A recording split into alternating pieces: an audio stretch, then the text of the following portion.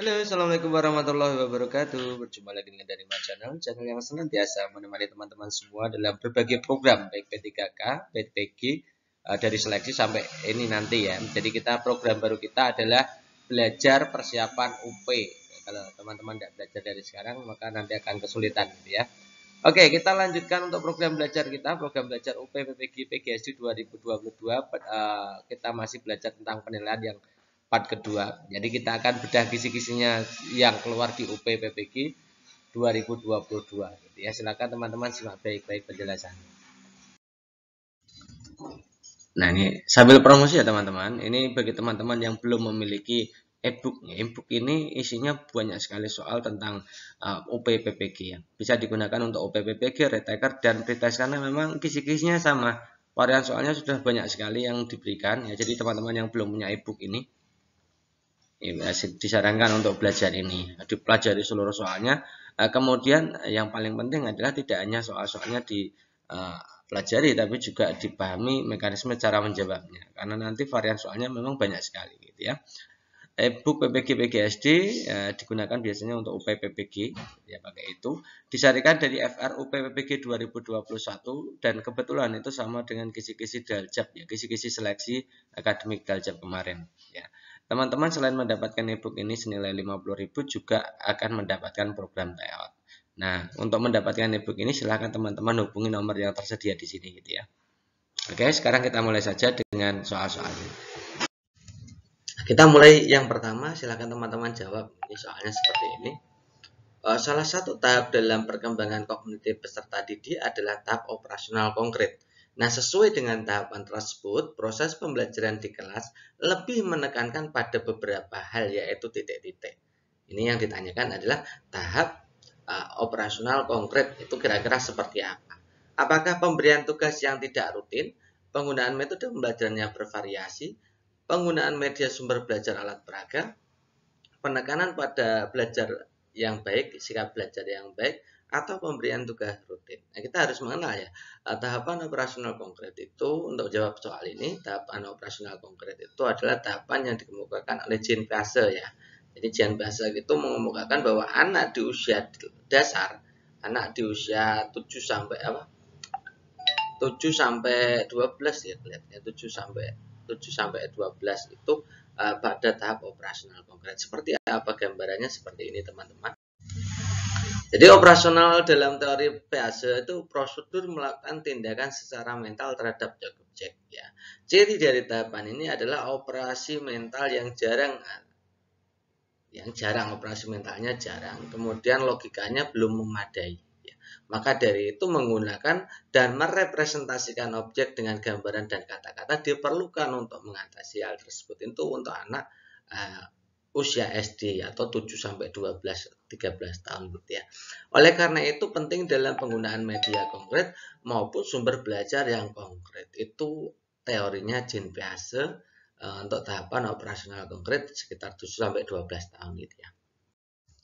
Jadi dari sini kita bisa jawab, jawaban yang paling tepat adalah opsi C gitu ya. Penggunaan media, sumber belajar dan alat peraga. Nomor berikutnya, Hari Raya Idul Fitri, ini juga masuk kisi-kisi ya teman-teman ya. Hari Raya Idul Fitri tahun 1440 Hijriah jatuh pada tanggal 15 sampai 16 Juni. Sedangkan Idul Fitri tahun 1441 Hijriah jatuh pada tanggal 5 sampai 6 Juni. Nah, perbedaan tanggal ini dikarenakan kalender Masehi titik-titik. Jadi teman-teman, ciri khas dari soal-soal UP itu yang modal seperti ini itu nanti teman-teman akan ditanyakan, oh kalender Hijriah seperti apa, atau ini kalender Masehi seperti apa. Seperti ini. Ini yang kalender Masehi yang ditanyakan ya. Kita lihat opsi yang A. Dibuat berdasarkan periode rotasi bumi, sedangkan kalender Hijriah berdasarkan rotasi bulan. Yang B, kalender Hijriah dibuat berdasarkan periode revolusi bumi. Yang C, dibuat berdasarkan revolusi bulan, sedangkan kalender Hijriah berdasarkan revolusi bumi. Yang E, dan kalender Hijriah dibuat berdasarkan periode rotasi bumi. Maksudnya bagaimana ini ya? Ya, oke, kita akan bahas gitu ya. Tapi soalnya memang seperti ini. Oke. Berarti kita harus memahami dulu kalender Masehi dan kalender Hijriah gitu ya.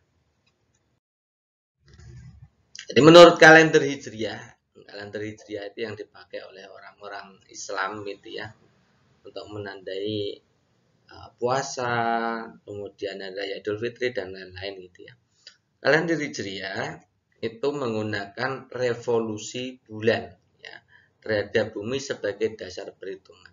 Jadi satu bulannya itu ya satu putaran dari bumi.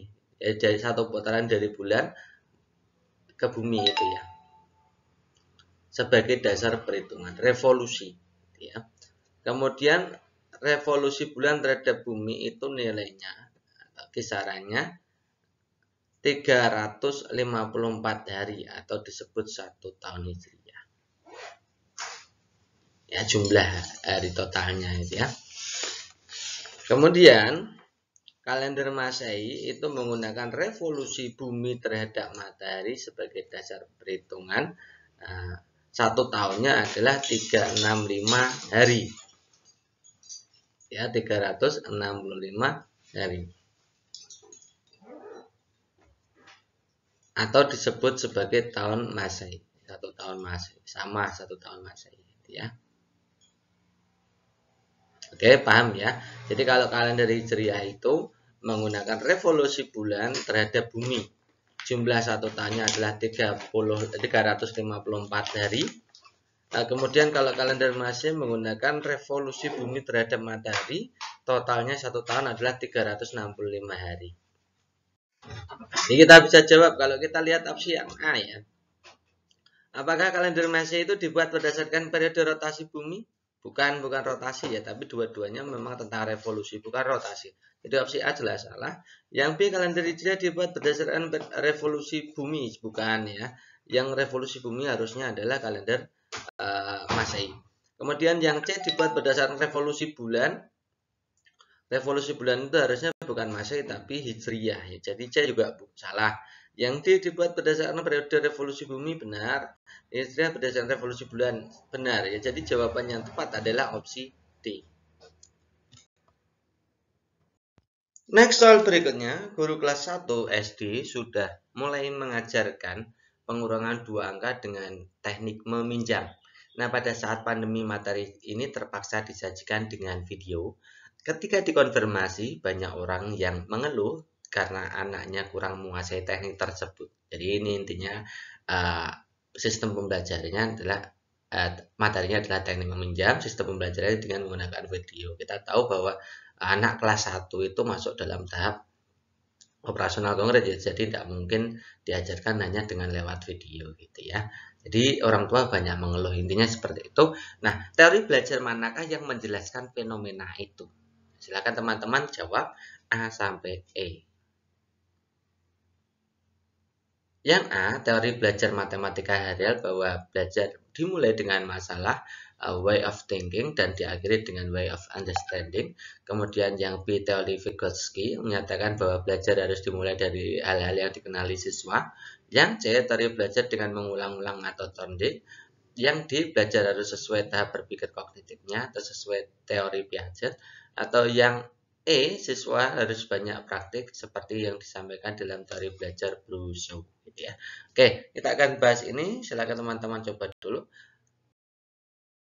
Nah, kita ambil pemikirannya begini bahwa anak kelas SD, kelas 1 SD ya, kelas SD itu kebanyakan adalah masuk dalam tahap atau memang masuk dalam tahap operasional konkret. Jadi pengajaran itu tidak bisa disajikan hanya sekedar teori verbalistik atau hanya sekedar video saja, tapi juga harus memanipulasi benda-benda konkret. Jadi tidak bisa lewat video, harusnya lewat langsung menggunakan jari, misalkan pengurangan atau penjumlahan itu pakai jari atau langsung memanipulasi benda-benda langsung gitu ya. Misalkan kaki kambing untuk menentukan perkalian 4 kali 1 atau 4 kali berapa gitu ya. Jadi jawaban yang memang paling benar adalah opsi B. Next berikutnya, Pak Mahmud, guru SD di Jawa Barat, mendapatkan informasi dalam pembelajaran abad 21, communication adalah salah satu karakteristik yang harus dikuasai peserta didik. Communication atau komunikasi dalam hal ini berkaitan dengan berbagi pemikiran, penyampaian ide, pertanyaan, dan solusi. Nah, Pak Mahmud ingin sekali agar peserta didiknya menguasai karakteristik komunikasi itu. Dalam pembelajaran kegiatan yang dilakukan Pak Mahmud, agar siswa menguasai karakteristik tersebut antara lain titik-titik. Jadi intinya begini teman-teman, intinya Pak Mahfud itu ingin mengembangkan kemampuan komunikasi dari peserta didik gitu ya. Kita lihat opsi A sampai E, nanti silahkan teman-teman jawab gitu ya. A. Siswa dilatih untuk memilih manakah pernyataan yang benar dan salah. B. Guru menugaskan kelompok untuk membuat poster. C. Guru menugaskan kelompok untuk membuat sebuah poster. Poster disusun kembali merupakan hasil pemikiran dari beberapa orang yang dituangkan menjadi satu. Kemudian yang D. Guru membuat soal latihan yang mendorong anak untuk memecahkan masalah. Atau yang E. Siswa mengungkapkan gagasan dalam presentasi sementara teman satu kelas mengkritisi apa yang disampaikan. Oke teman-teman, jadi kita langsung analisa gitu ya. Jadi kalau lihat yang A, siswa dilatih untuk memilih manakah pernyataan yang benar dan salah. Untuk memilih pernyataan yang benar dan salah itu artinya anak diminta untuk berpikir secara dalam.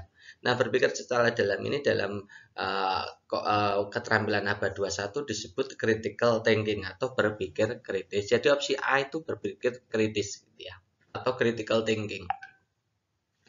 Kemudian yang B, guru menugaskan kelompok untuk membuat poster. Guru menugaskan kelompok ya, untuk membuat poster. Jadi menugaskan secara berkelompok itu masuknya untuk pengembangan kolaborasi atau kerjasama. Membuat poster itu untuk meningkatkan kreativitas. Jadi yang opsi B itu yang dikembangkan adalah collaboration dan kreativitas atau kreatif dan kolaborasi ya.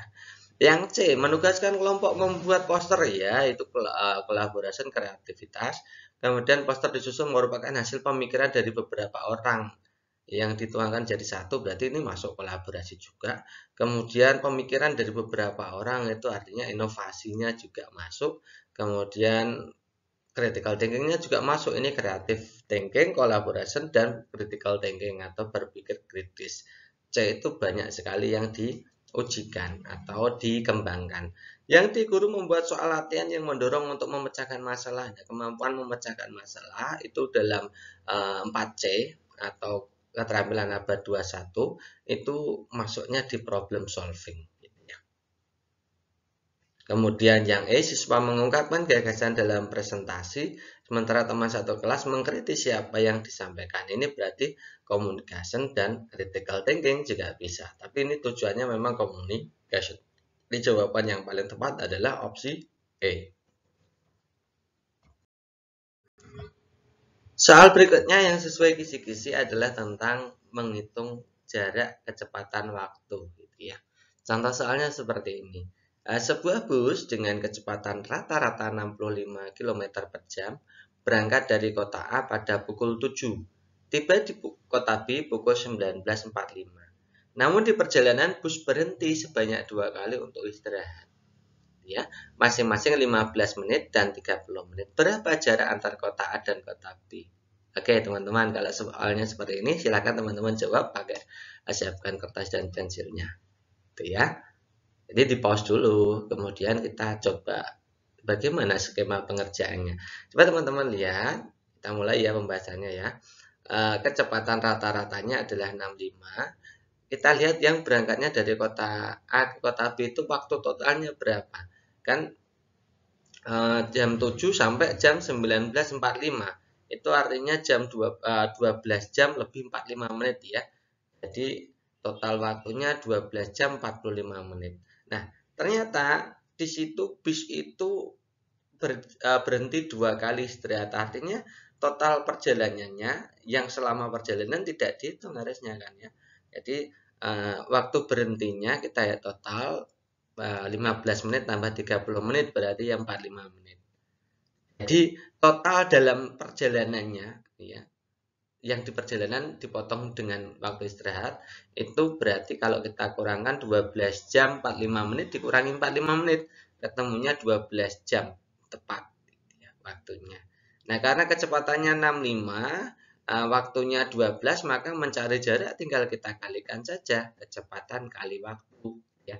D65 kali 12 ketemunya 780 km. Jadi jawaban yang tepat opsi B. Oke, next soal berikutnya yang sesuai kisi-kisi. Teman-teman nanti diminta untuk menentukan grafik, dan grafik ini macam-macam soalnya, saya kasih tahu ya. Jadi grafik antara massa, waktu, dan kalor, di situ ada macam-macam jenis grafik gitu ya. Jadi nanti teman-teman yang keluar yang mana gitu ya. Oke, kita lihat soalnya. Perhatikan grafik hubungan waktu dan perubahan suhu pada air wadah A dan wadah B. Wadah A itu sebelah kiri, wadah B sebelah kanan ya teman-teman ya.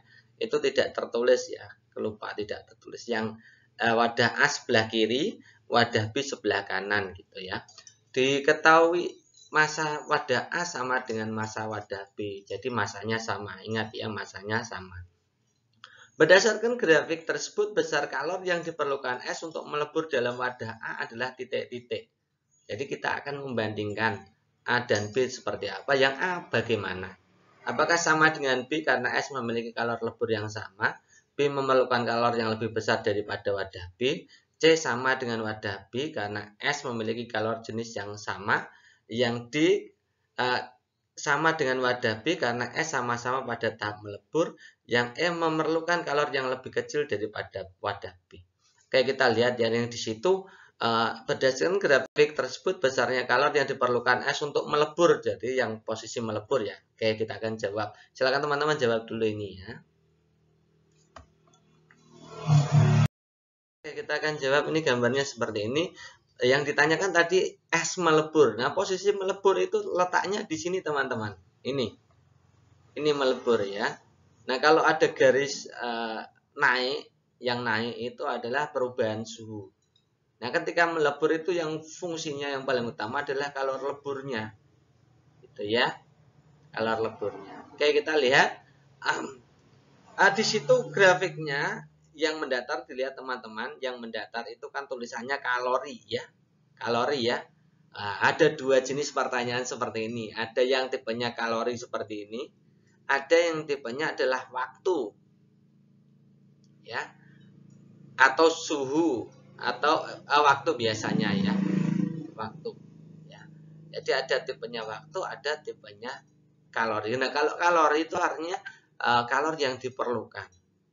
Ya, kita lebih mudah ketika di wadah A, coba teman-teman lihat dari situ ke situ, itu artinya kalor yang diperlukan itu kan kalor yang diperlukan di wadah A untuk meleburkan ya, kalor yang diperlukan untuk meleburkan berarti kan 42.500 dikurangi 2.500 kan awalnya 2.500 ya sampai ke 42.500 ya, berarti butuhnya berapa? 40.000 kalori. Sementara yang B yang sebelah kanan itu dari 1.500 yang sudah dibutuhkan untuk menaikkan dari negatif 5 ke 0, kemudian sampai 49.500. Jadi kalau berarti kenaikannya yang dibutuhkan kalorinya adalah 48.000. Ya. Jadi yang A itu butuh 40.000 kalori untuk meleburkan, yang B butuh 48.000 kalori untuk meleburkan. Besar mana? Besar yang B. Yang A lebih kecil, selisih 8.000. Oke, jadi kita bisa jawab kalor lebur yang ada A tadi lebih kecil ya jawabannya. Yang benar adalah yang E gitu ya. Lebih kecil, lebih memerlukan kalor yang lebih sedikit daripada wadah B ya. Kita lanjutkan soal yang sesuai dengan kisi-kisi berikutnya adalah ini teman-teman. Ini diberikan KD. Jadi nanti teman-teman akan disajikan KD. Nanti teman-teman diminta menganalisis benar-benar KD ini. KD-nya adalah menjelaskan dan melakukan penjumlahan dan pengurangan dua pecahan dengan penyebut berbeda. Indikator penunjang atau inti yang selaras dengan kompetensi dasar tersebut adalah titik-titik. Ya, yang ditanyakan penunjang atau inti, berarti boleh di bawahnya, boleh tepat di situ. Jadi saya jelaskan dulu indikator penunjang itu indikator jembatan, indikator pendukung sama ya. Kalau artinya indikator levelnya sebelum sampai ke tahap inti memerlukan penunjang dulu, gitu ya. Misalkan begini, untuk menghitung perkalian, jadi anak-anak harus indikator penunjangnya berarti anak-anak bisa penjumlahan bilangan dulu. Itu namanya indikator penunjang. Untuk sampai ke indikator inti biasanya menggunakan indikator-indikator penunjang. Kemudian indikator inti, indikator Pascadi-nya itu. Intinya gini, kalau menentukan indikator inti itu berarti lihat gradasi pola pikirnya atau gradasi tingkat berpikirnya pada kadinya. Ini dilihat ya teman-teman ya. Menjelaskan dan melakukan penjumlahan. Ini menjelaskan dan melakukan itu nanti masuk gradasi apa. Kemudian kita lihat opsi pilihan gandanya. Membandingkan, menyamakan, membedakan, menghitung, melakukan itu termasuk gradasi apa. Ya.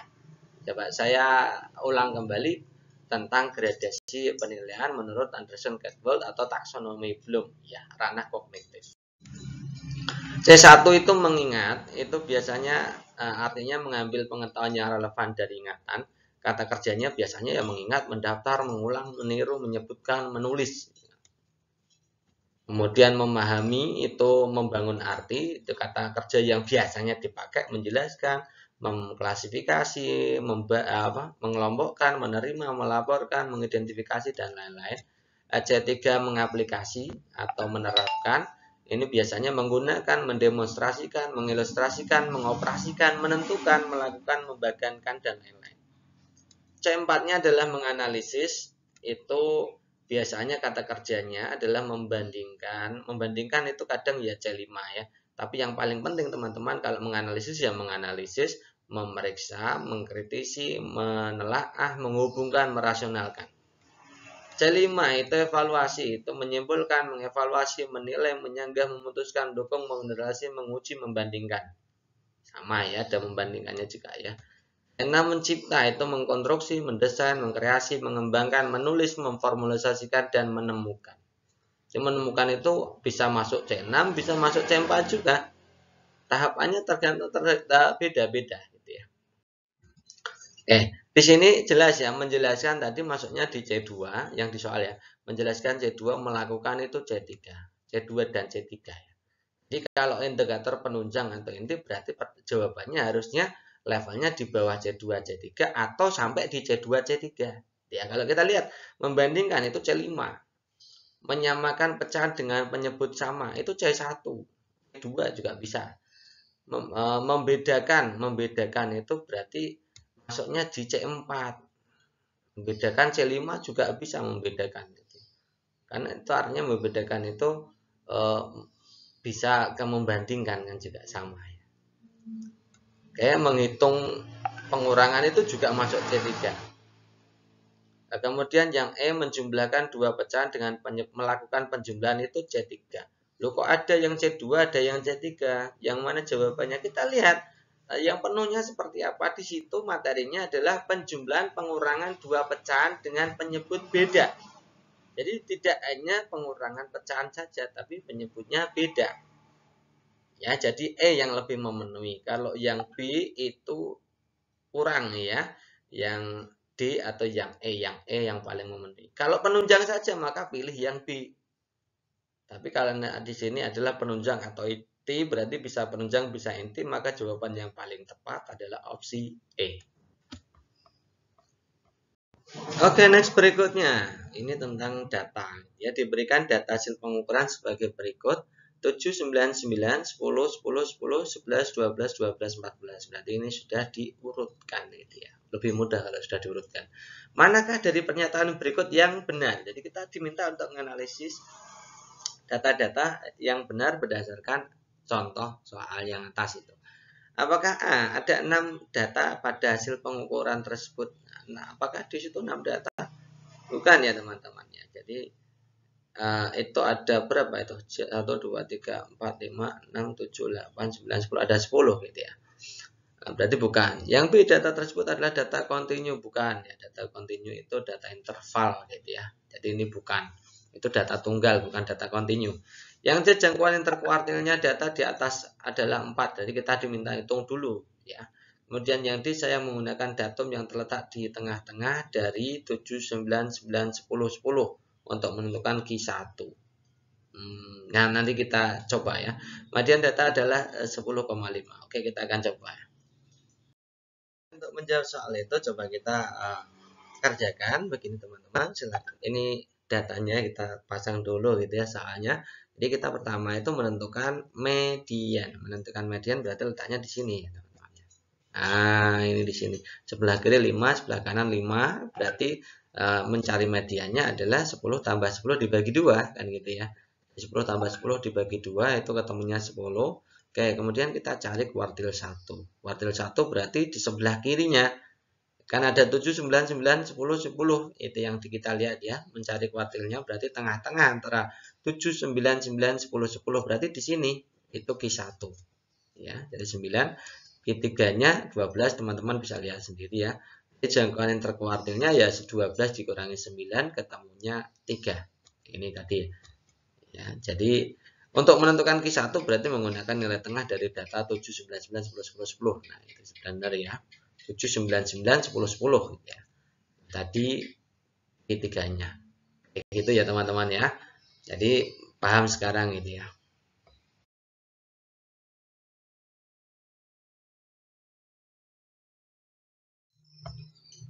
Oke, nomor berikutnya Peraturan Pemerintah atau PP 19 tahun 2017 tentang perubahan atas Peraturan Pemerintah nomor 74 tahun 2008 tentang guru menjelaskan bahwa perkembangan ilmu pengetahuan dan teknologi membawa konsekuensi logis terhadap orientasi pengembangan profesionalitas guru yang diarahkan untuk mengembangkan kompetensinya. Ya, pertanyaan yang relevan sesuai PP, jadi pertanyaannya nanti teman-teman dibuat bulat gitu ya, panjang sekali. Tapi intinya langsung ke soal. Jadi pernyataannya relevan atau yang benar atau yang bersesuaian dengan PP 19 tahun 2017 itu apa gitu aja kan mudah gitu ya. Tapi memang didesain supaya teman-teman itu banyak baca gitu, intinya seperti itu ya. Kita lihat opsi A, mengembangkan penguasaan teknologi pembelajaran, yes or no, apakah itu menjadi urgensi di PP 19 tahun 2017? Ya, silakan teman-teman jawab sendiri. Yang B, memiliki kompetensi yang holistik. Jadi teman-teman harus tahu kompetensi holistik itu apa. Kompetensi holistik itu harus menyeluruh ya. Holistik itu menyeluruh gitu ya. Tidak hanya satu kompetensi tapi menyeluruh. Yang C, mengembangkan empati terhadap peserta didik yang berperan aktif dalam mensukseskan program wajar 12 tahun. Yang E, mempunyai kemampuan mengajar sesuai tuntutan global. Oke. Kita akan lihat sebenarnya amanat penting di PP 19 tahun 2017 itu apa sih? Nah, PP ini kan sebenarnya turunan dari undang-undang ya, Undang-Undang Nomor 14 Tahun 2005 tentang guru dan dosen. Itu amanatnya adalah guru harus memiliki kompetensi 4 itu ya, pedagogik, profesional, pribadian dan sosial. Jadi kalau menguasai empat-empatnya secara menyeluruh itu disebut bersifat holistik teman-teman ya, bersifat holistik. Ini ya, merupakan suatu kesatuan yang menjadi ciri guru profesional. Intinya seperti itu. Jadi jawaban yang paling tepat berarti yang opsi B, memiliki kompetensi yang holistik.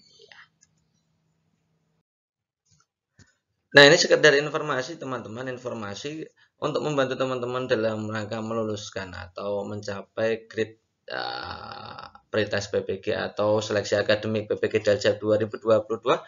Dari channel telah meluncurkan ebook yang terbaru. Ebook terbaru ini sudah disesuaikan dengan kisi-kisi seleksi akademik PPG Daljab 2022 yang baru kemarin itu terbit gitu ya. Jadi memang berbeda ternyata perkiraan kita bahwa kisi-kisinya akan sama dari 2021 dengan 2022. Ternyata berbeda teman-teman ya. Ternyata sekarang disesuaikan dengan era yang sekarang ya, disamakan atau disesuaikan dengan UP atau uji pengetahuan di PPG yang setelah nanti berjalan gitu ya. Harganya cukup murah teman-teman, cukup 50.000, tapi yang kami produksi hanya e-booknya dulu ya teman-teman. Hanya e-book karena ini waktunya mepet, tanggal 8 kelihatannya sudah mulai untuk tes, jadi kita belum sempat untuk membuatkan seri simulasi tryout-nya. Jadi harganya 50.000, hubungi admin di 085712166998. Silahkan bagi teman-teman yang berminat untuk ya sebagai teman-teman itu ya, sebagai modal ya, bekal untuk teman-teman sebelum menghadapi pretest PPG 2022. Oke, itu dulu teman-teman, terima kasih atas perhatiannya. Semoga untuk pembahasan kita kali ini bermanfaat untuk kita semua. Ya, terima kasih atas perhatiannya. Assalamualaikum warahmatullahi wabarakatuh.